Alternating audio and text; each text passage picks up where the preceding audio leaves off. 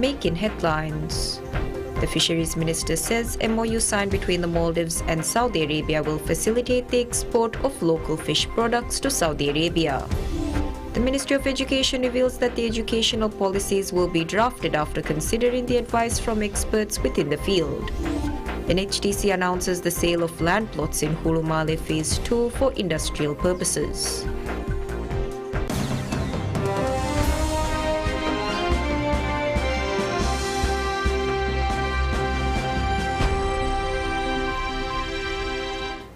Bismillahirrahmanirrahim. Assalamu alaikum. Hello and welcome to PSM News in English. I'm with Mahmoud, your host for the afternoon.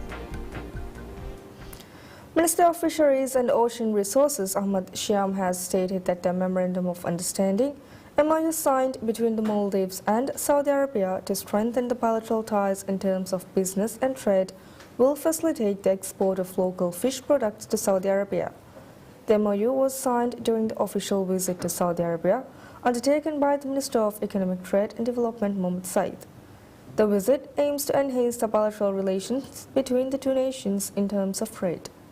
In a post shared on social media following the signing of the MOU, Minister Shyam stated that the agreement aims to promote the fisheries sector, increase the export of local fish products, and sharing information as well as bring about technological advancements. The minister noted that the MOU will also facilitate more investment opportunities in the mariculture field, revealing that this is a pledge of President Dr. Mohammed Muiz. Highlighting that Saudi Arabia is a country with a growing market for seafood, Minister Shyam stated that the agreement will facilitate the export of local fish products to Saudi Arabia. Additionally, the government has revealed that a business-related forum will be held in the Maldives following the signing of the MOU. The Maldives Monetary Authority MMA introduces new regulations requiring tourism businesses to deposit their earnings into Maldivian banks to boost the circulation of foreign exchange in the country's banking system. These rules replace the foreign exchange rule and the money exchange rule that have been in place for 37 years. The primary goal of the new regulations is to enhance the inflow of foreign currency into the banking system and increase the amount available to businesses and the public.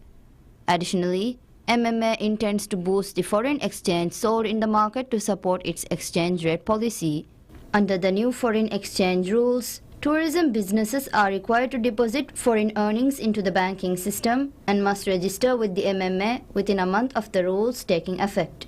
Providers of tourism services must report their service details to the MMA by the 28th of the following month, with deposits made to authorized banks within 3 months.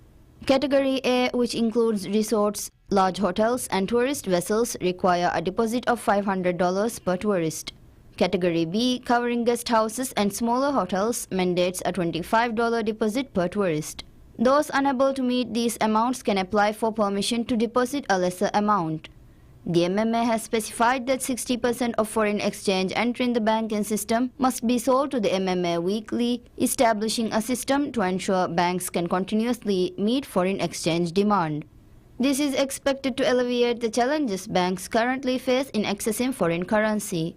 Additionally, significant changes have been made to the foreign exchange and money changer regulations. New licensing requirements for currency exchange businesses include a security deposit of $50,000, and only Maldivians will be permitted to operate in this sector. Governor of the Maldives Monetary Authority MMA Ahmad Munawar says that the tourism sector currently contributes only 3% of the foreign currency to the banking system. However, the new regulations will increase the flow of US dollars into the banking system and boost the demand for the Maldivian rupiah. He made the remarks during an interview with PSM News, discussing 2 new regulations introduced by the MMA to enhance foreign exchange currency. Speaking to PSM News, Governor Munawar pointed out that recent MMA data shows a sharp decline in foreign exchange entering the banking system following the COVID-19 pandemic. He said that the reduction has led to a significant foreign currency shortage in the banking sector. He said that the statistics revealed that while dollar inflows have dropped, the amount of foreign currency deposited in banks has also fallen substantially. He said that $152.5 million were deposited in 2019, but it had dropped to just $68 million by 2023, accounting for only 3% of the dollars generated by the tourism sector. He also noted that the new MMA regulations are expected to increase this figure. Additionally, Governor Munawar said that the changes are projected to increase the tourism sector's contribution to 10% or 15%. He highlighted that both the Bank of Maldives (BML) and other banks stand to benefit from these new measures.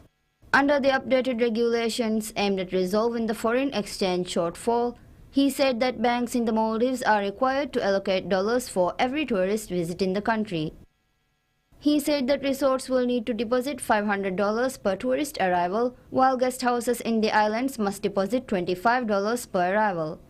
Furthermore, Governor Munawar said that the new policies will alleviate current challenges in accessing foreign currency, enabling banks to better meet foreign exchange demands. He said that MMA currently intervenes with $300 to $400 million annually in foreign exchange support. He, however, said that the central bank expects the figure to double with the new measures, allowing individuals to more easily access the dollars they need through the banks. Moreover, Governor Munawar said that the reforms will likely affect the limits on remittances, trading and other financial activities. He also said that the banks cannot distribute funds they do not have access to. Minister of Construction and Infrastructure Dr. Abdullah Muttalib highlights the importance of retaining US dollars within the Maldivian banking system for the country's economic stability. He made the statement in a social media post regarding two new regulations introduced by the MMA. In his post, Minister Dr. Muttalib described the move as bold and long overdue, noting that previous administrations acknowledged the necessity of such regulations but lacked the political will to implement them. He reiterated that the retention of US dollars within the banking system is vital for the Maldivian economy, helping to fund imports, service foreign debt, settle card payments, stabilize the value of the Maldivian rupiah (MVR), and curb the black market for US dollars. Additionally, Minister Dr. Muttalib said that a healthy reserve of dollars would help control commodity prices and contribute to financial and economic stability. He also said that in turn it would support the growth of key sectors like tourism. The new foreign exchange regulations of MMA require tourism sector businesses to deposit foreign exchange earnings into Maldivian banks. The regulations categorize tourism service providers into two groups each, with specific deposit requirements per tourist. Category A, which includes resorts, large hotels and tourist vessels, must deposit $500 per tourist, while Category B, consisting of guest houses and smaller hotels, must deposit $25 per tourist. Businesses that cannot meet these deposit amounts may apply for exemptions. In addition, 60% of the foreign exchange deposited must be sold to the MMA on a weekly basis, ensuring banks have sufficient foreign currency to meet demand and addressing the current challenges in obtaining foreign exchange. Governor of the Maldives Monetary Authority MMA Ahmad Munawar has stated that MMA's board of directors have approved the license required for the DBM. Speaking to a program aired on PSMNEWS, MMA's Governor Munawar stated that the research work related to license have been completed and has been approved by MMA's board of directors. He revealed that the license will be issued to the Development Bank of Maldives within this week, expressing optimism to commence its operations soon. Munawar emphasized the importance of financial institutions for the banking system of the Maldives. As such, he noted that the current banking system is not capable of financing resort developmental projects to promote tourism. In addition to the Development Bank of Maldives, Munawar highlighted the need to establish an international financial center aiming to enhance the capabilities of the banking system. He elaborated on this initiative, stating that it will allow projects to be financed through the banking system of the Maldives rather than relying on international financial support. While MMA will issue the license to DBM this week, the infrastructural development of the bank is ongoing. The government decided to develop the DBM with the primary purpose of establishing this bank to facilitate investments for sustainable socio-economic development in alignment with governmental policies. It further aims to elevate challenges in funding public sector investment programs through syndicated financing and attract global investments in foreign currency through the banking system. The Ministry of Construction and Infrastructure reveals that temporary drainage systems to address street flooding have been installed in 2 locations in the capital, Male City. The government said that work on the drainage systems began on May 9th this year. It is intended to mitigate flooding until the city's road construction, funded by a grant from the Chinese government, is completed. As such, the Construction Ministry said that temporary drainage systems have been set up near West Park and the Vilingili ferry terminal. The installation is currently underway in the area surrounding Indira Gandhi Memorial Hospital, IGMH, with plans to extend the work to the artificial beach area once completed. The Maldives National Defence Force MNDF is also assisting with the temporary systems in collaboration with the ministry, while the Road Development Corporation RDC is responsible for the actual practical work. The efforts are focused on the most flood-prone areas of the city. A permanent solution to the flooding issues in Male will be provided through the Chinese government's grant. The city's roads were constructed many years ago and are prone to flooding during the rainy season, causing water damage to some households. Ministry of Education reveals that the educational policies will be drafted after considering the advice from experts within the field. In an interview with PSMNEWS, Minister of State for Education Dr. Ahmad Adil Nasir stated that the 7th International Teachers Conference was a successful and a fruitful conference. The State Minister revealed that the conference saw comprehensive discussions on the research papers submitted. He also said that the discussions focused on the challenges teachers face in ensuring the provision of education inclusively and potential solutions to address the issues. Furthermore, State Minister Adil noted that the conference showed more improvement in the education sector compared to the problems. The State Minister reaffirmed his commitment in exerting more efforts to ensure that more quality research papers are submitted for the upcoming conferences. He further revealed that the government's aim is to draft educational policies after conducting research and holding extensive discussions with the experts in the field, assuring that the proposals submitted in the conference will also be taken into consideration. The International Teachers Conference is biannually held by the National Institute of Education. The Ministry of Education revealed that 60 research papers and 4 case studies were submitted, with 2 keynotes and 2 panel discussions slated to take place during the conference. The theme for the 7th edition of the International Teachers Conference is Educate, Empower, Elevate, Equitable Education for 21st Century Excellence. The seminar aims to foster a research culture among teachers, connect the Maldives with international academic communities. It also aims to provide a platform for local and international stakeholders to share their work, ultimately contributing to positive changes in school teaching practices based on scientific research. The Housing Development Corporation (HDC) extends the application deadline for pocket parking zones in Hulu Male. HDC initially opened applications to lease parking slots on September 17th. As such, the corporation is leasing 1,374 parking slots across 8 pocket parking zones in Hulu Male. The slots will be available for 1-year lease at $129.7 per month. The original application period was set to close on October 1st, but the corporation has now extended it to October 10th. HDC said that applicants must be at least 18 years old and have a Category B1 or C1 vehicle registered in the Greater Male region. The applicants must also be residents of the region. Priority will be given to vehicles registered in Hulu Male. After that, parking slots will be allocated to vehicles registered in the Greater Male region, excluding Hulu Male. The allocation priority is as follows. Hulu Male residents living in the same zone as the parking application, other Hulu Male residents, and lastly, residents of the Greater Male region. The parking tenants will be selected through a lucky draw among applicants in each zone. The applications can be submitted at the HDC reception desk between 900 to 1400 hours on official working days. The Housing Development Corporation (HDC) announces the sale of land plots in Hulu Male Phase 2 for industrial purposes, with bidding opportunities now open. Interested parties are to submit applications after registering to HDC's online bid portal. HDC stated that the land plots to be sold through bids will be allocated from the area in Hulu Male Phase 2 designated to be developed as an integrated hub. The bidding prices start at $486. Furthermore, HTC emphasized that the land plots are available exclusively to Maldivians. All citizens over the age of 18 are eligible to submit an EOI.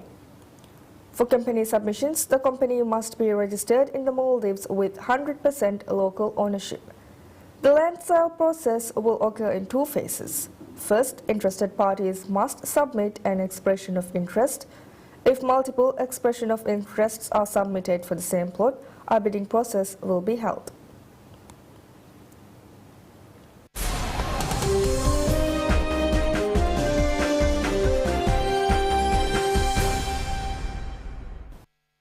U.S. East Coast and Gulf Coast dock workers began their first large-scale strike in nearly 50 years on Tuesday, halting the flow of about half the country's ocean shipping after negotiations for a new labor contract broke down over wages. The strike blocks everything from food to automobile shipments across dozens of ports from Maine to Texas in a disruption analysts warned will cost the economy billions of dollars a day, threaten jobs, and potentially stoke inflation. According to transportation economist Walter Kamsis, if the strike lasts more than a month, inflation would tick up. The longer it lasts, the more extreme the measures will have to be in order to adapt to the circumstances, and the costs will escalate significantly. We could see an impact on inflation. You know, if the strike were to last more than a month, you would see inflation ticking up. And if it goes 2 months, you'd see it ticking up a lot. You know, a lot of companies would try to absorb the higher costs, but at some point, they have to pass the cost on or go bankrupt. The International Longshoremen's Association Union, which represents 45,000 port workers, had been negotiating with the United States Maritime Alliance USMX employer group for a new 6-year contract ahead of a midnight Monday, September 30th deadline. Kamsis warned of two risks if the strike continues for a long time. So the longer the strike lasts, the two risks come out of it. One of them is political, because there will be an increasing impact on inflation, as well as on employment. You know, some industries, the workers will sit around languishing, and going into an election, that's not a good thing for at least one of the parties. The other part is that if we start running low of inventories of critical goods, especially related to medicine, then we have a national security issue. More than 38 container vessels were waiting to anchor near U.S. ports by Tuesday, compared with just 3 on Sunday, according to Everstream Analytics.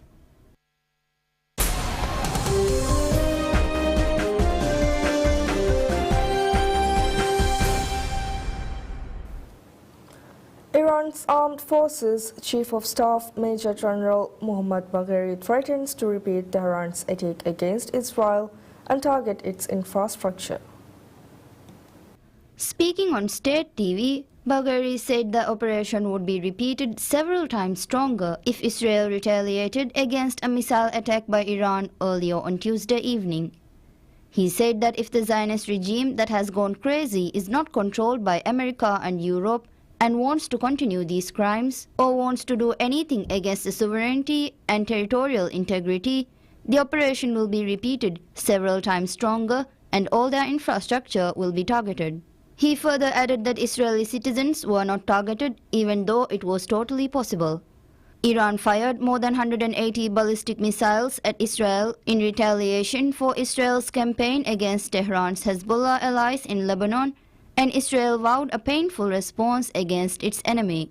Israeli Prime Minister Benjamin Netanyahu said that Iran's missile attack on Israel failed at the start of a security meeting in Tel Aviv on Tuesday night.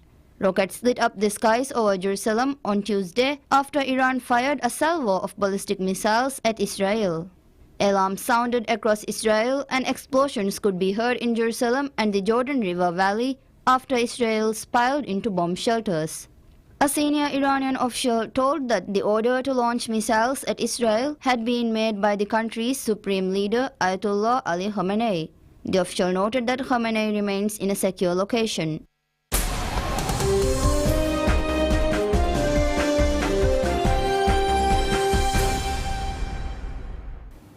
Real Madrid coach Carlo Ancelotti says criticism of his team was well deserved after their long unbeaten run came to an end in a 1-0 defeat against Lille in France in the Champions League.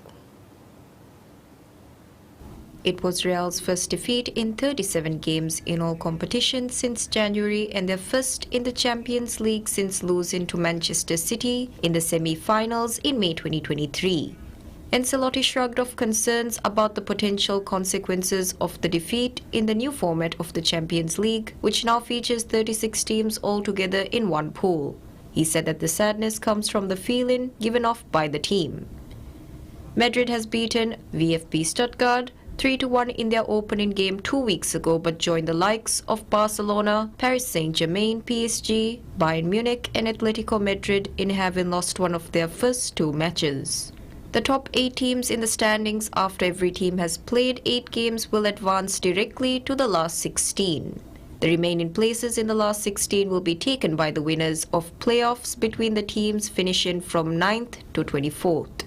Real's next game in 3 weeks will be at home to Dortmund in a repeat of last season's final. After that, they face AC Milan, Liverpool and Atalanta. That game against Dortmund will also see Jude Bellingham come up against his old club, and the Englishman will hope to improve in an often poor start to this campaign. In contrast, Lille coach Bruno Genesio admitted his delight at overseeing one of the club's finest results ever in European competition. The prestigious victory for Genesio follows his win over Pep Guardiola's Manchester City when in charge of Lyon in 2018. Genesio said that it is a really great performance from everybody and a beautiful reward for the club and the supporters. He said that it shows what the players are capable of doing, but now they need to build on this.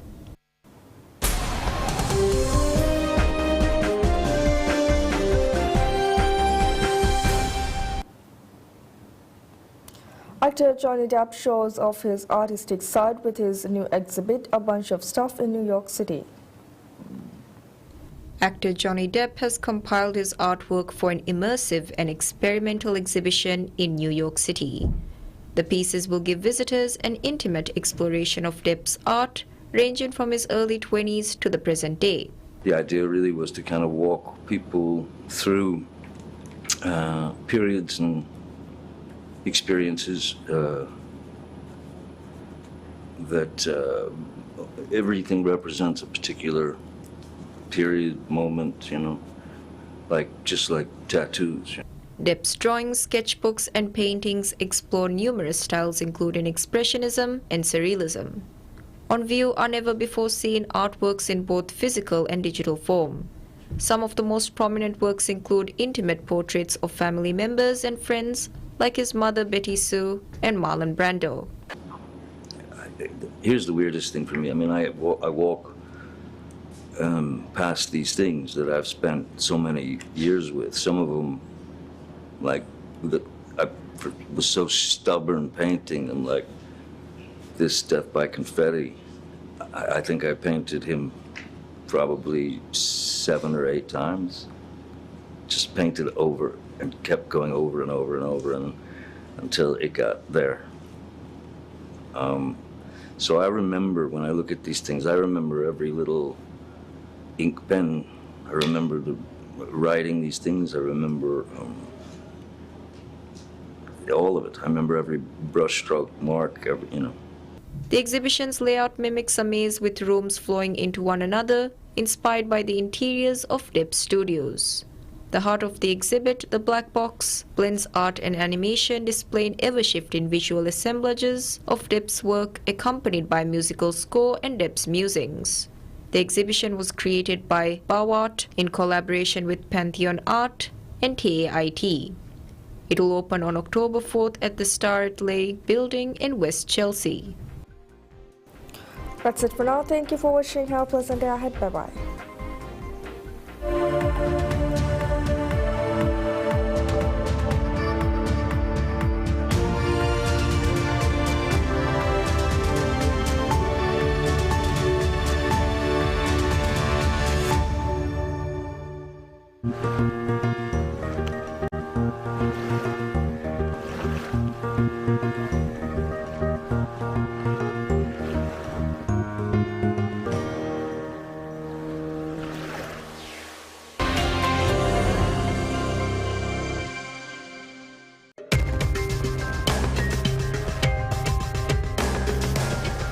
In the heart of Maldives, diplomats, resident and non-resident, as well as foreign officers are building bridges